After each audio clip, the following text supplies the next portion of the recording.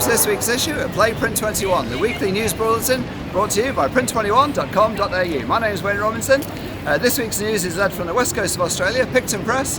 The company, its administrators have just called for a creditors meeting a week on Monday, at which time the administrators want to have a vote to wind up the company, to liquidate it.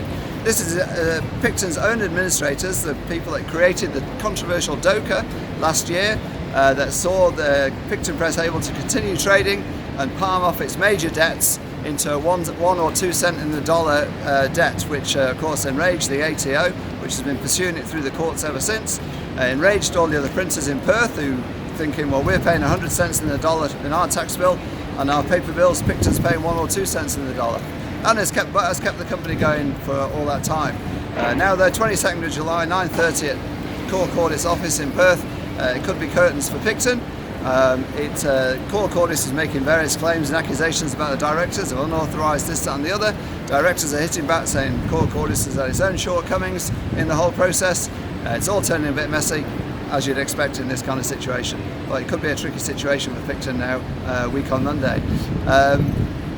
Also gone is Australian Plastic Cards Company. The company has been going for many years, printing gift cards, loyalty cards, club cards, but unfortunately looked into the future, looked at its own cash flow and decided that the cash wasn't going to come in to keep the company going. So it's gone, it's wound itself up, 15 employees lost their jobs there, so that's tough news down in Melbourne, Christine's company. Also gone is, or going, is Nigel Garrard, but he's going on good terms. As you know, the CEO of Orora, the packaging giant. Nigel's been there for 10 years in the job. He was the CEO when it spun off 5.5 years ago, became its own company, listed on the ASX, share price $1.20. That share price has gone up in a constant stream ever since. It's now $3.40. Expansion into America, $208 million profit last financial year, that's $4 million a week, on a turnover that went up by 5% to $4 billion. He's been succeeded by his company CEO, Brian Lowe, is now our company's Chief Operating Officer. Brian Lowe will take over the job. Also in the news this week, Air New Zealand. We're outside the Air New Zealand offices here, corporate offices. Air New Zealand has been accused of greenwashing on a giant scale.